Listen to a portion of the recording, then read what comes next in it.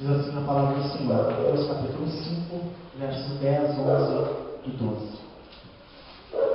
Bem-aventurados os perseguidos por causa da justiça, porque deles é o reino dos céus.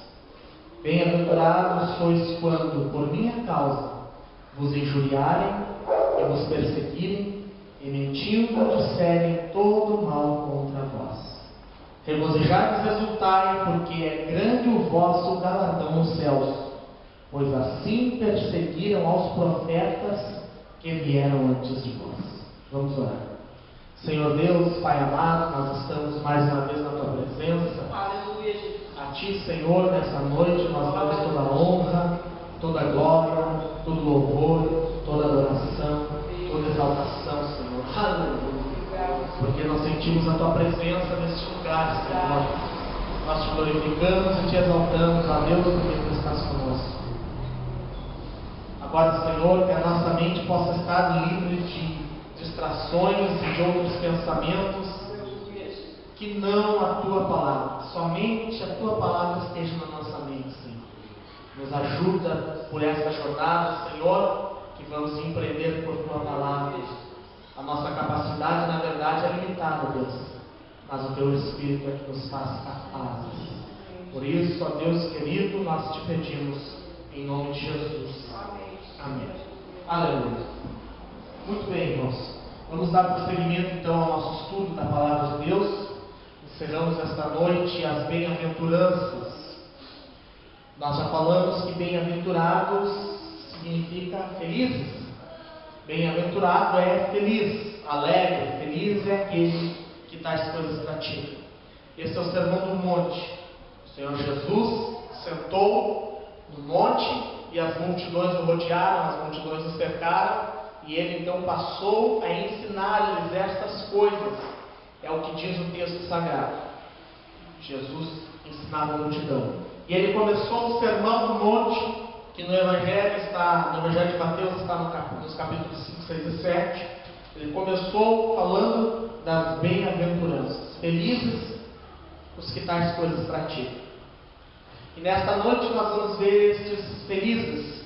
Felizes ou bem-aventurados os perseguidos por causa da justiça, porque deles é o reino dos céus. Bem-aventurados sois quando por minha causa vos injuriarem, vos perseguirem, mentindo disserem todo o mal contra vós. É interessante Jesus falar que são bem-aventurados os perseguidos, bem-aventurados aqueles que sofrem perseguição, bem-aventurados aqueles que por causa do nome deles são perseguidos. Porque a perseguição, ela traz um sentimento de não reconhecimento, de desrespeito às qualidades de alguém. Quando alguém é perseguido, é que ele deve alguma coisa. As pessoas têm motivo para persegui-lo, para caçá-lo, para puni-lo. E o sentimento de ser perseguido, o sentimento de não ter valores reconhecidos, vai ao contrário, totalmente contra o pensamento da sociedade moderna, que fala de reconhecimento, que o indivíduo feliz é aquele que é reconhecido, o indivíduo feliz é aquele que tem as suas qualidades destacadas, o feliz é um indivíduo, melhor dizendo, que ele é elogiado, ele é bem quisto, ele é bem visto pela sociedade. Mas Jesus está dizendo o oposto. Felizes são os perseguidos. Felizes são aqueles que sofrem perseguições por causa da justiça. Por causa da justiça. Justiça, a palavra justiça aqui, ela tem o significado de aquilo que foi tornado justo, aquilo que é justo por decreto, por lei. Deus, o Senhor Jesus está falando aqui da própria palavra. Por causa da justiça, por causa da palavra, por causa dos preceitos, por causa da fé, por causa da santidade, por causa do amor, por causa de Cristo, por carregarmos as características de Cristo. Os crentes, se eu não me engano, em Tessalônica, eu não me recordo agora, os crentes foram chamados de cristãos, porque a sua vida era demonstração daquilo que pregava. Eles carregavam na sua vida as características daquilo que falavam, e eles falavam de Cristo. Cristo na Antioquia. Obrigado, Jorge. Os crentes em Antioquia. É bom, né? Sempre é bom ter uma memória postiça. Amém. Os crentes em Antioquia foram os primeiros a serem chamados de cristãos, por causa da sua vida. Hoje no Brasil é estranho para os crentes quando nós falamos em perseguição, pois nós vivemos em um país livre e democrático, né? Vamos colocar aspas aqui, livre. Pois vivemos em um país livre e democrático, mas existe algum tipo de perseguição que a igreja brasileira está sofrendo e que muitos cristãos não estão apercebidos. Quando nós falamos em perseguição, bem-aventurados os perseguidos, para nós, crentes brasileiros modernos, é estranho falar em perseguição, porque nós não somos apedrejados na rua, nós não somos açoitados na rua, nós não somos nem mais ofendidos. Antigamente nos ofendiam, né? Passavam lá na porta da igreja, hoje é raro, passavam na porta da igreja e gritavam: aleluia, irmão, vamos aleluia, tu é um aleluia, tu é um crente, tu é um Bíblia. Hoje em dia, as pessoas têm um respeito até, porque nós crescemos muito no Brasil. Os evangélicos, os que se chamam evangélicos, são muitos hoje, né? Os cristãos ainda continuam sendo poucos, mas os que se chamam evangélicos hoje são muitos. Então nós vivemos nesse país democrático, e o brasileiro, de certa forma, é bastante tolerante com a diferença, com a diversidade. Essa é uma característica do povo brasileiro. É uma diferença que nós temos uma capacidade de conviver com a diferença. Nós nos habituamos ao diferente, aquela pessoa que não tem o mesmo pensamento que nós procuramos nos habituar. Mas nós estamos sofrendo, irmãos, hoje no Brasil, um outro tipo de perseguição, e muitos crentes não percebem isso. Não percebem. Mas nós vamos ver isso essa noite, para honra e glória do nome do Senhor. Para tal, nós vamos voltar para o capítulo 4 de Mateus, e vamos ler aqui a respeito da tentação de Jesus. E não foi, irmãos, coincidência Jesus ter passado 40 dias e 40 noites em oração, em jejum, no deserto, e depois ter pregado o Sermão do Monte. Não foi coincidência, porque a vida de Jesus não era uma vida de coincidência. A vida de Jesus era uma vida de planejamento. Jesus veio com a missão, e a sua missão estava totalmente planejada, e ele veio e cumpriu exatamente o que tinha que cumprir e exatamente o que queria fazer. Capítulo 4 de Mateus, verso 1. A seguir, foi Jesus levado pelo Espírito ao deserto para ser tentado pelo diabo. E depois de jejuar 40 dias e 40 noites, teve fome. Então o tentador, aproximando-se, lhe disse: se és filho de Deus, manda que estas pedras se transformem em pães. Jesus, porém, respondeu: está escrito, não só de pão viverá o homem, mas de toda a palavra que procede da boca de Deus. Então o diabo o levou à cidade santa, colocou-o sobre o pináculo do templo e lhe disse: se és filho de Deus, atira-te abaixo, porque está escrito, aos seus anjos ordenará a teu respeito que te guardem, e eles te sustentarão nas suas mãos, eles te susterão, melhor dizendo, nas suas mãos, para não tropeçares na alguma pedra. Respondeu-lhe Jesus: também está escrito, não tentarás o Senhor teu Deus. Levou ainda o diabo a um monte muito alto, mostrou-lhe todos os reinos do mundo e a glória deles, e lhe disse: tudo isto te darei, se prostrado me adorares. Então Jesus lhe ordenou: retira-te, Satanás, porque está escrito, ao Senhor teu Deus adorarás, e só a Ele darás culto. Com isto o deixou o diabo, e eis que vieram anjos e o serviram. A perseguição nós sofremos hoje, um tipo de perseguição estranha. A primeira perseguição que nós sofremos hoje no Brasil é uma perseguição, é uma luta contra a igreja, para que nós abandonemos o verdadeiro sentido da palavra de Deus. Para que nós abandonemos o verdadeiro sentido da palavra de Deus. Quando o diabo veio, a primeira tentação que o diabo fez a Jesus, a primeira coisa que o diabo disse foi atacar a fome de Jesus. O diabo disse: se tu és o Filho de Deus, transforma estas pedras em pães. E Jesus disse para o diabo: está escrito que nem só de pão viverá o homem, mas de toda a palavra que sai da boca de Deus. Quando o diabo tenta Jesus pela segunda vez, o diabo vem com a palavra e diz: olha, por que tu não te lança daqui abaixo se tu és o Filho de Deus? Porque está escrito que aos seus anjos dará ordens para que eles te sustentem, para que eles te sustenham, para que em pedra alguma tropeças. O diabo aqui, irmãos, não estava mentindo. Esse texto existe, esse texto está em Salmos, ele é um texto messiânico. Ele era realmente uma profecia a respeito do Messias prometido, que Deus o sustentaria e que os seus passos não seriam passos em falso, e que ele não tropeçaria em pedra alguma, e que ele seria sustentado pela mão divina de Deus, e que até mesmo os anjos estariam ao seu serviço.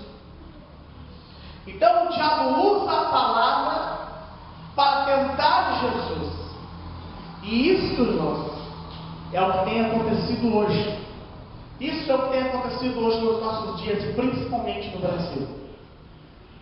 Homens e mulheres que se dizem homens e mulheres de Deus, usando a palavra de Deus para pôr o povo em engano, em erro.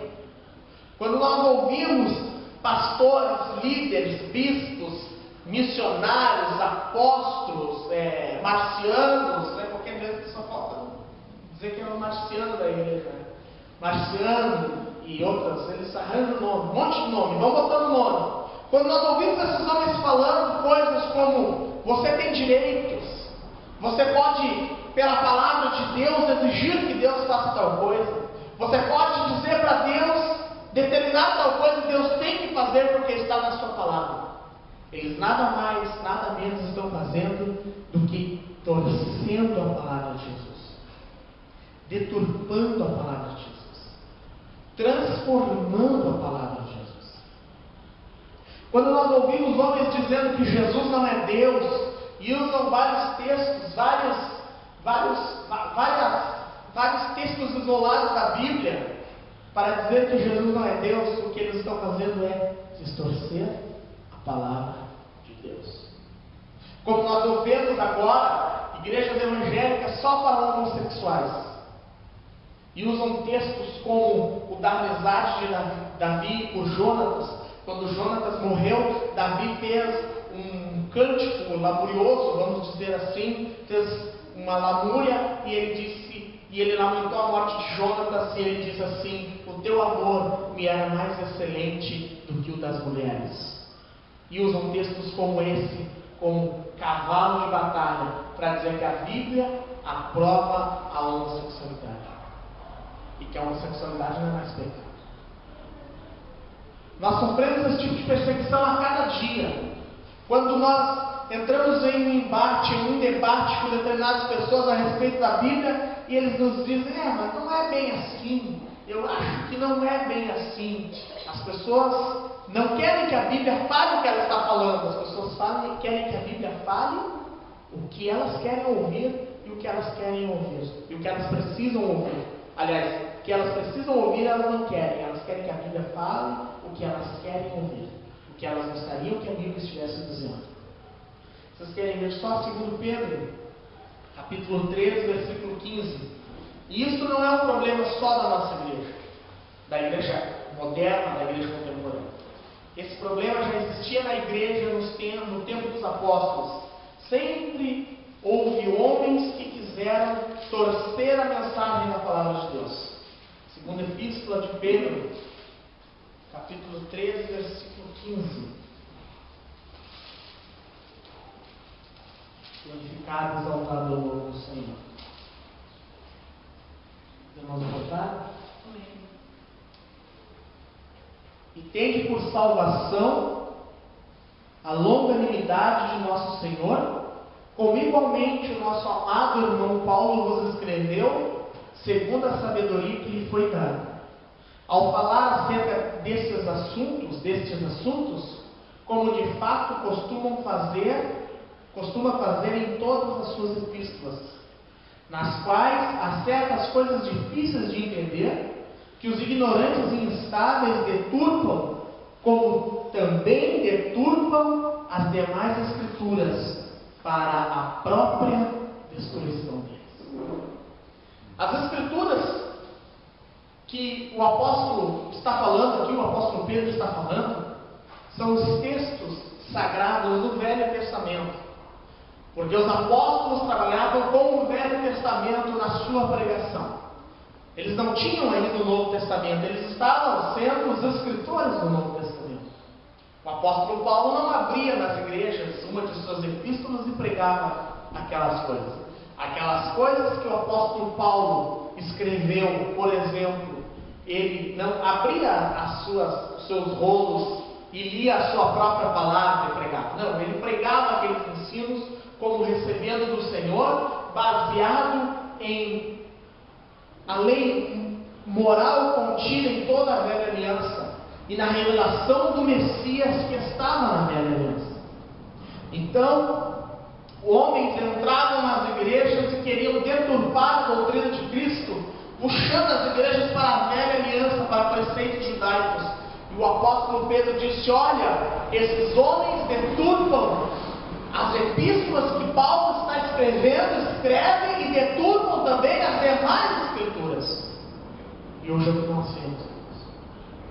E se nós não vigiamos, se nós não prestamos atenção no que está acontecendo, nós caímos neste erro também. Nós caímos neste equívoco. Por isso que a campanha de escola bíblica que nós tivemos, e o tema foi muito apropriado, examinai as Escrituras, porque foram palavras do próprio Senhor Jesus.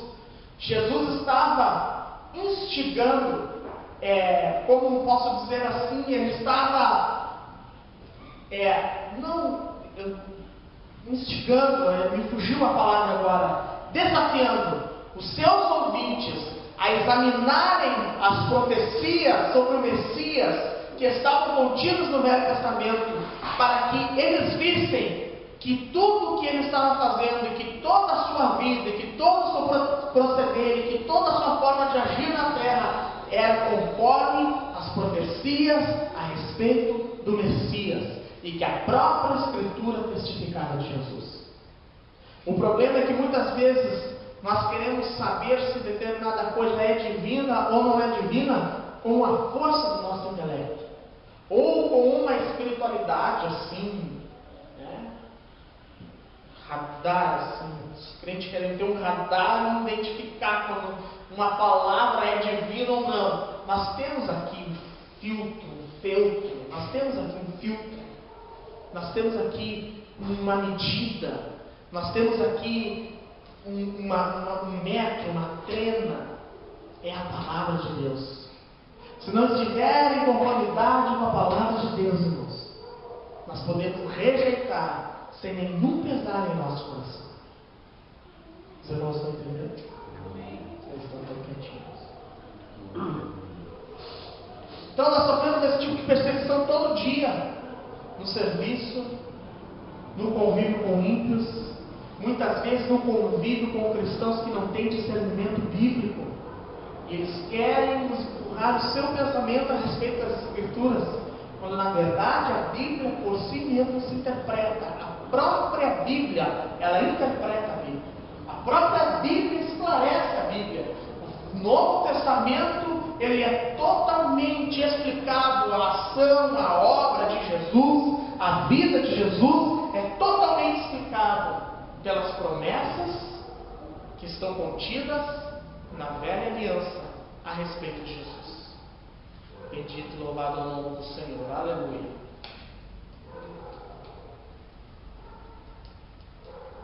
Bendito e louvado é o nome do Senhor. Muito bem, vamos sem mesmo. Então nós sofremos esse tipo de perseguição. O próprio diabo vem a Jesus e diz: está escrito, olha, está escrito. Vocês nunca viram na televisão aqueles homens dizendo assim: viu, olha aqui, ó, está escrito. E elas ficam olhando assim, que barbaridade, né? Até parece que está escrito assim, sem contexto, sem antes, sem depois, sem propósito. Está escrito. Se nós vamos pegar a palavra de Deus e não vamos respeitar o contexto que existe nela, então nós vamos dizer assim: todas as coisas me são lícitas, porque o apóstolo Paulo diz que todas as coisas são lícitas. Então vamos viver na gandaia, todas as coisas me são lícitas. Mas o apóstolo Paulo diz: nem todas me convêm. Eu me faço de tudo para com todos, diz o apóstolo Paulo. Então eu posso ser qualquer coisa, posso fazer qualquer coisa, posso andar de qualquer jeito. Me faço de tudo para com todos, para que alguns cheguem ao arrependimento, para pregar a Cristo. Com os humildes, aí ele explica. Com os que têm sabedoria, eu acho como quem tem sabedoria, quem tem inteligência, quem tem conhecimento. Com os simples, eu falo de maneira simples e objetiva. É isso que o apóstolo Paulo está dizendo. É isso que o apóstolo Paulo está dizendo. Nós sofremos quase que diariamente essa pressão. Isso é uma forma de perseguição espiritual. Isso é o diabo nos perseguindo. Se nós, como instituições evangélicas, encontramos tanta força que os governos não podem mais nos perseguir, e isso é muito relativo, porque nós estamos sofrendo perseguições pelos governos todos os dias. Pequenas leis que limitam a nossa atuação com a aparelhagem de som, leis que limitam a nossa atuação com o horário. Algumas leis em alguns lugares que querem aprovar, já quiseram aprovar no Brasil, irmãos, vocês sabiam? Leis que proibiam igrejas em zonas urbanas, queriam largar igrejas só nas avenidas. Como é que ficaria, por exemplo, uma Assembleia de Deus que tem como a cultura de trabalhar nos bairros e nas vilas? Como é que ficariam as vilas abandonadas à própria sorte sem o Evangelho de Jesus? Mas hoje nós alcançamos uma força institucional, as denominações evangélicas em si, que nós conseguimos frear, de certa forma, esse tipo de ataque.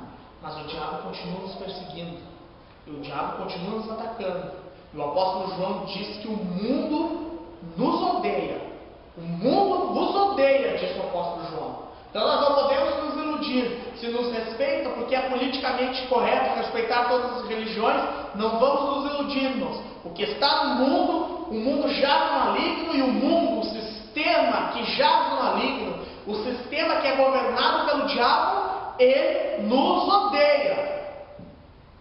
Porque a nossa forma de viver, ela é contra o que está aí. Existe também, vocês não estão entendendo? Amém. Pode dar glória a Deus? Glória a Jesus. Aleluia. Bendito é o nome do Senhor. Existe também um outro tipo de perseguição, que ela vem em conjunto com essa questão da deturpação da palavra, que é: somos tentados, somos perseguidos, somos muitas vezes forçados a moldar as obras de Deus ao nosso bel prazer. Porque a perseguição, como eu já disse antes, ela é contrária ao pensamento moderno de sucesso. Porque perseguição vem junto com a perseguição o sofrimento. E Jesus disse: no mundo tereis aflições. Mas o pensamento moderno, mundano, é de que nós devemos buscar o quê? Prazer, viver em satisfação. E se algo não nos dá plena satisfação carnal, ou seja, se não satisfaz os nossos desejos e os ímpetos da nossa carne, isso deve ser deixado de lado. E o que está se ensinando é que a religião deve ser deixada de lado. Porque a religião, de certa forma, e aí eu estou falando de maneira generalizada, muitas religiões têm isso, colocam um certo freio social. As pessoas, pelas religiões, as pessoas é imposta um regramento de viver. muito mais ainda a religião de Jesus, que é uma religião viva e de vida, que fala em caráter, que fala em interior. No nosso estudo do Sermão do Monte, nós vamos ver mais adiante que a religião de Jesus é uma religião de meios e não de fins, mas isso vai ficar mais para frente. Vocês querem ver só o verso 3? O diabo diz: transforma as pedras em pães. E no verso 9 ele diz: tudo isto te darei, se prostrado me adorares. Os homens hoje pegam a obra de Deus e transformam a obra de Deus em satisfação própria. Quando você vê um pastor usando um Rolex de $3.000, não é a bênção de Deus. Não é a bênção de Deus. E eu não tenho medo nenhum de afirmar isso. Não é demonstração de bênção de Deus. É demonstração de avareza no sentido de ganância. Querer cada vez mais. É totalmente o oposto do que diz a palavra. O apóstolo Paulo disse: olha, se tendes o que comer, se tendes o que vestir, e se tendes onde morar, dai glória a Deus. O Senhor Jesus disse: tu quer me seguir? Eu acho que foi um jovem rico que perguntou para ele o que ele queria, o que ele tinha que fazer para ser salvo. Alguém perguntou para Jesus, e Jesus disse: ah, tu quer vir? O Filho do Homem não tem nem onde reclinar a sua cabeça. Sabe o que Jesus estava dizendo? Não tem nenhuma cama para dormir. Jesus não era brasileiro, mas a morte de Jesus foi cumprido um ditado bem popular brasileiro: Jesus não tinha nem onde cair morto, literalmente, como homem, literalmente, porque o sepulcro de Jesus até emprestado foi. Cumpriu a profecia? Cumpriu uma profecia. A profecia de Isaías, que dizia que ele seria morto com os malfeitores, mas o seu lugar, a sua sepultura seria entre os ricos, e a sepultura que foi emprestada para Jesus era a sepultura de um homem rico. Mas Jesus não tinha bem nenhum. Agora, quando o Senhor Jesus diz que aquele que deixa pai, mãe, esposo, esposa, aquele que deixa tudo nessa vida para o servir e o seguir, receberá 100 vezes mais, Jesus está dizendo que apesar de o reino de Deus ser um reino de humildade, ser um reino de mansidão, ser um reino de muitas vezes dificuldade, Ele está disposto a abençoar os seus filhos. Parece contraditório, mas não é. Ele não está dizendo que Ele vai dar aos seus filhos ostentação exagerada de riquezas. Não. De maneira geral, não, irmãos. Existe um ou outro que tem. Mas então, quando aquele homem está lá e ele está, como eu disse, bem paramentado, com a sua vida, né, financeira bem estabelecida, a sua conta bancária bem cheinha, aí qual é a mensagem que ele passa para o povo? A mensagem que ele passa para o povo é: se vocês não forem como eu, vocês não são abençoados por Deus. E o que é que vem logo em seguida? Para ser como eu, abençoado como eu, vocês têm que dar. Aí começa: quem tem 1.000, quem tem 500, quem tem 900. E vem vindo, e vem vindo. Agora não sei se eles continuam chegando até R$1. Acho que não, acho que eles estão parando nos 10. O povo de Deus deve ofertar? Deve. Mas quando nós ofertamos voluntariamente, nós ofertamos para que a obra de Deus se estabeleça. Para que os crentes dão dízimo? Porque Malaquias diz: trazei os dízimos à casa do tesouro, para que não falte mantimento da minha casa. Para isso. E se eu não abrir as janelas do céu, se eu não abençoar, aí vocês façam prova de mim. Mas o dízimo é uma paga de uma bênção. A oferta é um ato voluntário. A viúva foi e deu tudo que tinha. E os fariseus davam o que sobrava. E Jesus perguntou para os discípulos: quem deu mais? A viúva que deu só as suas moedinhas que tinha? Ou o fariseu, o publicano? O publicano não, o fariseu, o escriba, que dá daquilo que sobra. E aí disseram a viúva que ela deu tudo. Porque a oferta da viúva vem carregada de sentimento, não vem carregada de interesse, não vem carregada de negociar. Ó Deus, eu estou dando aqui, mas a minha mão aqui está aberta. Estou dando aqui, porque com essa eu quero receber. Jesus disse: a tua mão direita está na tua esquerda, não fica sabendo. Quando nós deturpamos o sentido da palavra de Deus, nós deturpamos também a obra de Deus. E aí ela fica facilmente moldada aos nossos próprios critérios. Assim é também, irmãos, não só na questão financeira. Assim é, por exemplo, na questão espiritual. Nós somos pentecostais aqui, né, irmãos? Apesar de todo esse silêncio. Amém? Glória a Deus. Então, apesar de tudo isso, nós, irmãos, o que nós vemos daí nós ouvimos uma frase assim: aonde é o Espírito de Deus, a liberdade. Aí, se você colocar lá no YouTube, coloca lá e põe lá fazer uns videozinhos. Nos encontros de profeta que tem por aí na igreja. Olha, se eles virassem só cambalhota na igreja, tava bom, eu ficava satisfeito. Rouba filho, dão cambalhota. As pessoas parecem mais possessas do que cheias do Espírito de Deus. E o culto é uma desordem. Antigamente eu me lembro que às vezes acontecia alguns cultos assim. Aí o irmão, como é que estava o culto? O culto estava uma bênção. Não teve nem pregação. O culto estava uma bênção, nem pregação teve. Não foi um fogo, nem pregação teve. E o fogo veio da onde? O fogo veio da onde?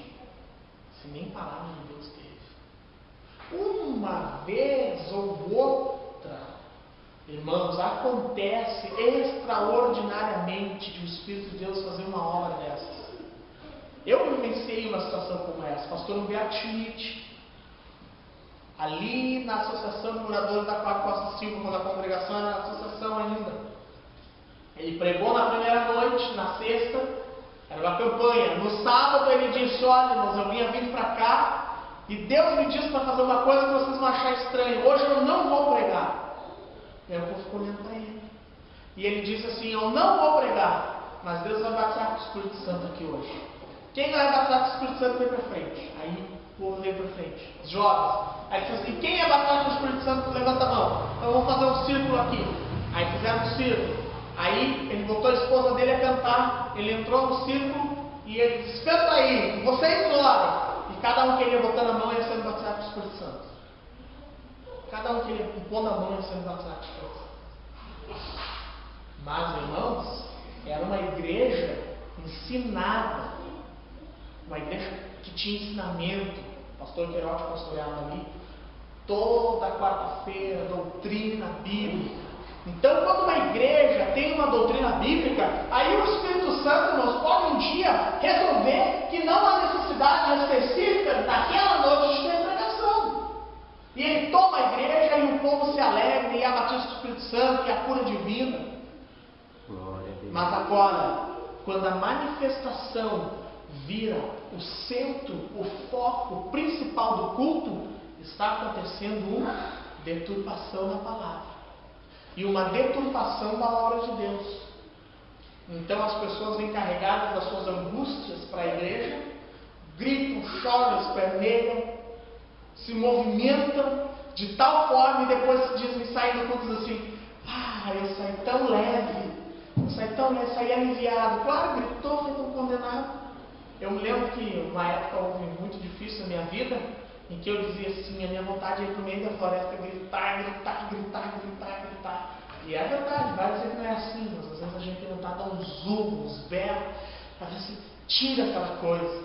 Só que o crente não faz isso, o crente vai aos pés de Jesus e lá derrama as suas lágrimas. Quando Deus toma a igreja, é uma coisa. Agora, quando essa manifestação é o centro, aí é outra coisa. Porque o apóstolo Paulo disse: olha, tudo tem que ser feito decentemente e com ordem. E ele chegou a dizer aos coríntios assim: olha, quando você estiver na igreja, Falem em línguas 2, quanto muito 3, ou 1 ou 2, quanto muito 3. E se não houver intérprete, que se calem. Esses são os textos que mais agridem, os mais foguinho na canela. Mas nós vamos entrar nesse texto hoje. Vamos ficar só vamos pensar sobre esse texto. Nós não podemos permitir que essa sensação, essa busca pela sensação entre dentro da igreja. E isso é uma forma de nós sermos perseguidos pelo diabo. Isso é uma perseguição espiritual. Porque muitas vezes no meio desse tipo de manifestação, o povo ali está alegre. E nem tudo é o diabo. Nós temos que entender o seguinte: o irmãozinho se excede, não é que ele está endemoniado. O fato de o irmão estar falando em língua estranha, e aí ele se excede, ele dá uns gritos a mais, umas piruetas a mais, uns pontapés a mais, não significa que ele está endemoniado, significa que ele se excedeu. Eu me lembro de uma igreja que eu estava, um jovem pregador, ele pregou, e na hora do convite, eu já devo ter contado isso aqui, irmãos, ele saiu entregando revelações, e eu era da igreja, e eu conheci os irmãos, e aí ele entregou uma primeira revelação, batata, parecia que morava com o irmão, entregou a segunda, bem certinho, entregou a terceira, bem certinho, foi lindo, só ali Deus está usando. Quando chegou lá na última irmã, assim, que estava lá no fundo, assim, tipo, a irmã Nazaré, chegou e botou a mão na cabeça dela e disse: minha serva, eis que hoje eu abro uma porta de emprego para o teu marido. Aí eu saí do meu lugar no curso lá e peguei pelo braço assim: a irmã não é casada, senta aqui, viu? Ele estava endemoniado? Não. Ele foi falando, e ele viu as pessoas chorando, ele viu Deus agindo, e ele foi, e ele se alegrou, e ele foi, e ele não ia deixar só a última irmã lá da sala de poucos, ele ia deixar só uma irmã, sem dizer nada para aquela irmã. Ele foi lá, esconde o marido da irmã: ó, Deus está abrindo uma porta para o teu marido. E aí, só que a irmã não era casada. Então, nós temos que ter discernimento, que a obra de Deus, ela não se molda à nossa vontade. Ó, Deus tem que fazer determinada coisa, tem que ser assim. Esses anos atrás, Deus fazia nas igrejas que as pessoas caíam. Só lembra dessa época, não é? Orava pelas pessoas e as pessoas caíam. Aí se criou assim um costume de que se as pessoas não caíssem no culto, Deus não tinha operado. Aí eu comecei a notar que alguns obreiros, eles já tinham os crentes certinho para ir. Botava a mão num aqui, não caía. Botava a mão no outro aqui, não caía. Botava a mão aqui, não caía. Ele olhava para o fulaninho, sabe? Fulaninho cai. Saía lá, botava a mão no fulaninho, caía.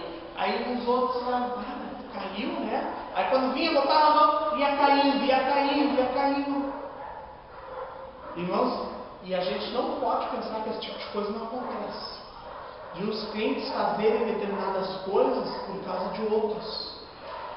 Porque as pessoas às vezes ficam com vergonha de não mostrar a mesma espiritualidade do irmão. Mas o irmão que está se acabando de dar glória a Deus, o irmão está glória a Deus também. O irmão que está. Mas se terminar falando em língua estranha, eu vou ter que falar em língua estranha também. Olha lá, o irmão fulano caiu. O que vão pensar de mim se não cair? Vocês pensam que não passa esse tipo de coisa? Passa, irmãos. Eu tenho que cair, eu tenho que sentir também. Se eu botar a mão em mim, eu vou cair. Tu tem que sentir também. Nem sei que é assim. Nós vemos em um tempo também, irmãos, de perseguição moral. A nossa forma de viver ofende o mundo. E o mundo nos persegue pela nossa forma de viver. E hoje nós aqui não temos nenhum jovem na igreja. Os jovens, os nossos filhos, são os mais perseguidos nessa área, aqueles que têm filhos adolescentes. Porque eles sofrem uma pressão terrível dos seus colegas e dos seus amigos não crentes, que não têm o mesmo padrão de moralidade que o nosso. E o nosso padrão de moralidade é o padrão da Bíblia. Não é porque nós somos ultrapassados, quadrados, retrógrados, não. É porque a Bíblia diz que determinadas coisas são proibidas e são veladas à nossa juventude. E não só à nossa juventude, a nós como cristãos. E eles são perseguidos, e eles são, nós podemos dizer assim, atacados. A mídia nos ataca, irmãos. A mídia nos ataca. Eu fico abismado de ver, às vezes, como alguns cristãos, irmãos, não percebem o ataque da mídia, principalmente a televisiva, em relação ao padrão moral que Deus estabeleceu. A prática de sexo fora do casamento, irmãos, tornou-se uma coisa tão banal, contrariando o preceito bíblico que diz que sexo é para casados. E é uma coisa que muitas vezes nós não nos apercebemos.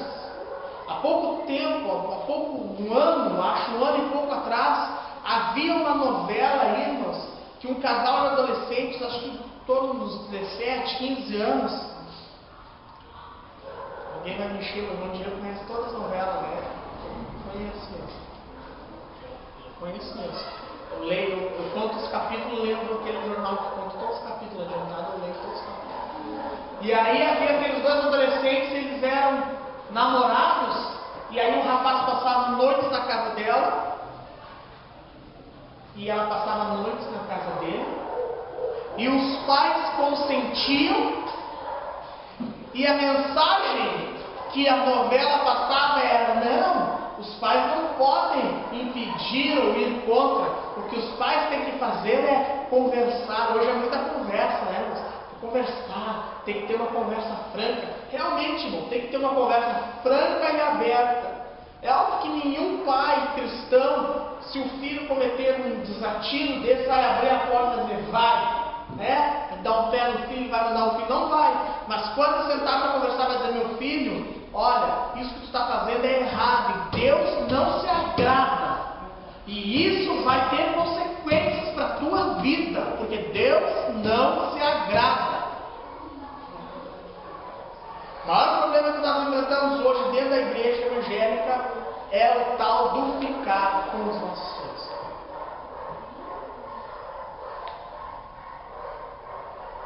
Eu vou me arriscar a dizer, irmãos, que olha, dá para contar nos dedos e não enche duas mãos algum moço, alguma menina da igreja hoje que já não tenha passado os beijos em alguém. É bem essa expressão.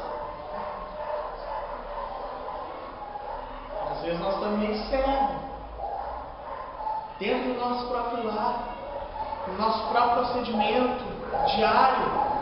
Quando pegar uma coisinha não faz mal, carregar uma coisinha do serviço não faz mal, receber um dinheirinho a mais não faz mal.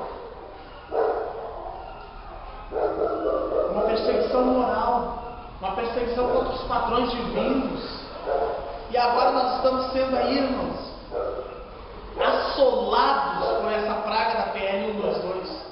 Nós temos falado tanto nisso, e pastor da televisão tem falado a respeito disso, que a igreja tem que se posicionar contra, porque senão logo nós estaremos sendo impedidos de pregar nos cultos das igrejas contra a prática homossexual, que é pecado contra Deus. E muitas vezes nós estamos desapercebidos. Segundo Pedro, capítulo 4, verso 12, essa palavra eu gosto muito, e eu creio que já tenho me referido a ela aqui antes na igreja. Bendito e louvado é o nome do Senhor. 4:12. Não, primeiro. Calma. Primeiro, calma. Primeiro Pedro. Desculpa. Primeiro Pedro. 12. Amados, não estranheis o fogo ardente que surge do meio de vós, destinado a provar-vos, como se alguma coisa extraordinária vos estivesse acontecendo. Pelo contrário, alegrai-vos na medida em que sois coparticipantes dos sofrimentos de Cristo, para que também na revelação de sua glória vos alegreis exultando. Se pelo nome de Cristo sois injuriados, bem-aventurados sois, porque sobre vós repousa o Espírito e de glória, o Espírito e de Deus. Não sofra, porém, nenhum de vós como assassino, como ladrão, ou malfeitor, ou como quem se intromete em negócios de outrem. Mas se sofrer como cristão, não se envergonhe disso. Antes, glorifique a Deus com esse nome, o nome de Cristo. Não sofra por injustiça. Foi o que Jesus disse. Jesus disse: bem-aventurados sois se fordes perseguidos por causa da justiça. Se o colega de serviço nos persegue porque nós fazemos as coisas certinhas, deixe que nos persigam, desde que seja por causa da justiça. Mas que ninguém nos persiga, por exemplo, no trabalho, porque nós somos assim meio gatunos, meio mentirosos, meio faladores, né? Que tem de crente fofoqueiro no serviço, leve e traz. A gente tem que deixar de ser leve e traz. Porque se ele for leve e traz no serviço, ele vai ser leve e traz na igreja. Se ele for falador no serviço, ele vai ser falador na igreja. Isso é fatal, isso é uma característica da pessoa. Se ela fala de um colega de serviço para outro colega de serviço, quando chegar na igreja, irmão Valdemei, vai falar de um irmão para outro irmão. E depois vai trazer uma linha, né? O fofoqueiro nunca tem uma mão só, o fofoqueiro sempre tem duas mãos. O fofoqueiro sempre tem uma menina de duas mãos. Ele leva quente e ele traz quente. Ele leva quente e ele traz quente. Mas que Deus repreenda no nosso meio todo e qualquer fofoqueiro. Em nome de Jesus. Não sofra por ser injusto, porque aquele que sofre por causa da justiça é bem-aventurado. E quando nós dizemos, irmãos, o sofrimento é uma coisa contrária do que nós vivemos hoje. A nossa sociedade vive uma sociedade de prazeres e não de sofrimento. Prazeres da carne, prazeres das vontades, prazeres dos desejos. Todas as pessoas podem se encher de prazeres. E quando nós falamos em sofrimento, é uma coisa meio... Ainda mais quando nós vemos determinados religiosos, pastores pregando, dizendo que o crente que é crente não sofre.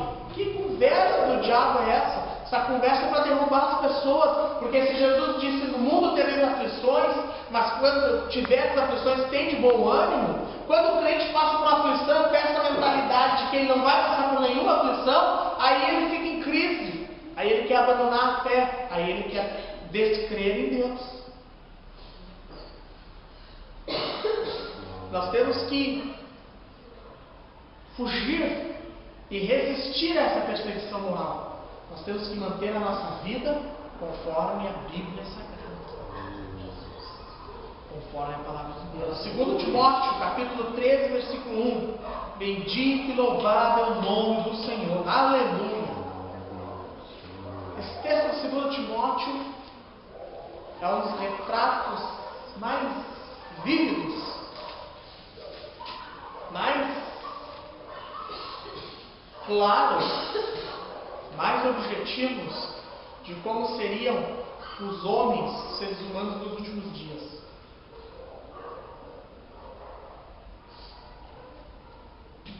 Sabe, porém, isto: nos últimos dias sobrevirão tempos difíceis, pois os homens serão egoístas, avarentos, jactanciosos, arrogantes, blasfemadores, desobedientes aos pais, ingratos, irreverentes, desafeiçoados, implacáveis, caluniadores, sem domínio de si, cruéis, inimigos do bem, traidores, atrevidos, enfatuados, mais amigos dos prazeres que amigos de Deus, tendo forma de piedade, negando-lhe entretanto o poder. Foge também destes. Esta é a sociedade. Vejam que O apóstolo Paulo está dizendo a Timóteo que os últimos dias seriam difíceis, não por causa do clima, não por causa do aquecimento global, não por causa dos terremotos, não por causa das tragédias naturais, mas os últimos dias seriam terríveis, pois os homens serão todas estas coisas: egoístas, avarentos. Minha tradução diz desafeiçoados. Há uma outra tradução que diz sem afeto natural. Isso aqui está falando relacionado ao amor familiar. Pessoas que não terão o mínimo afeto pelo seu sangue. Então nós vemos mães que jogam filhos em lata de lixo, mães que trocam filhos, entregam filhos para traficantes em troca de drogas, filhos viciados que matam os seus pais por dinheiro, meninas ricas e mimadas que tramam a morte dos pais, como nós tivemos anos atrás da Richthofen, para ficar com o dinheiro do pai e da mãe, sem afeto, sem afeição natural. Nós estamos vivendo dias difíceis, nós estamos vivendo dias terríveis, irmãos. Nós estamos vivendo dias tenebrosos, dias em que nós somos perseguidos por sermos cristãos. Se não somos mais açoitados aqui no Brasil, se não somos mais queimados vivos como era no tempo da Inquisição, no tempo do Império Romano, ou aqui no Brasil mesmo, quando chegaram os primeiros missionários, que a igreja romana perseguia os pastores, os missionários, as pessoas apedrejavam as igrejas.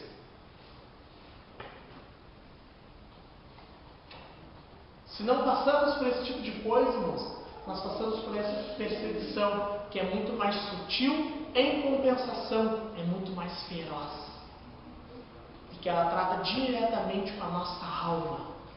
Porque a perseguição do físico, a perseguição do corpo, quando Jesus está falando aqui da perseguição, Jesus está falando de forma geral, e aqueles discípulos ali, eles vivenciaram justamente essa perseguição física.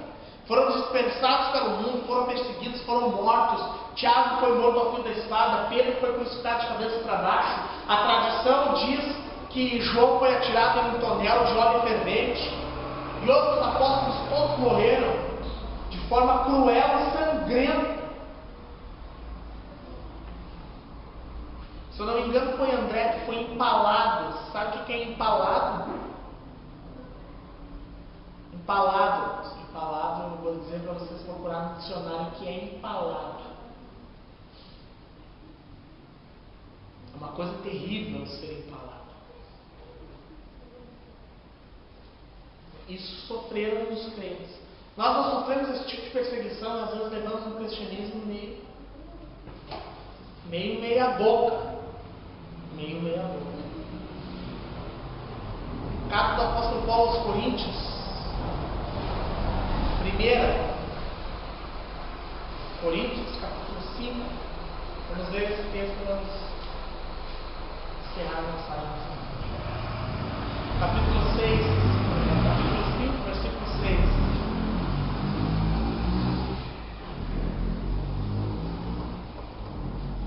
Coríntios, capítulo 5, versículo 6.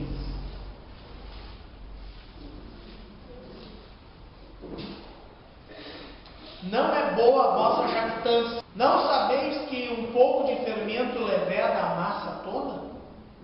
Lançai fora o velho fermento, para que sejais nova massa, como sois de fato sem fermento. Pois também Cristo, nosso Cordeiro Pascal, foi imolado. Por isso, celebremos a festa não com o velho fermento, nem com o fermento da maldade, da malícia, e sim com os asmos da sinceridade e da verdade. Já em carta vos escrevi que não vos associeis com os impuros.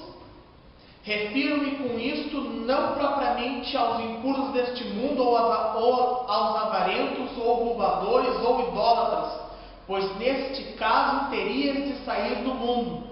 Mas agora vos escrevo que não vos associeis com alguém que, dizendo-se irmão, for impuro, ou avarento, ou idólatra, ou maldizente, ou beberrão, ou nesse tal, nem ainda comais. Quando nós cedemos, irmãos, a essa perseguição, nós nos tornamos crentes assim, como o apóstolo Paulo disse a Coríntios, que dizendo-se, irmãos, são roubadores, são impuros, beberrões, contenciosos, maldizentes, faladores. Quando nós começamos a relativizar a nossa moral. Esse é o tipo de perseguição que eu vejo que nós sofremos hoje, irmãos, no Brasil. E que a perseguição física, a perseguição da carne, a perseguição da instituição, ela é muito mais leve e sutil do que a perseguição que o diabo tem imposto a nós, ao nosso lar, querendo destruir o nosso lar, querendo destruir os nossos princípios, tornando princípios de santidade na vida do cristão relativos.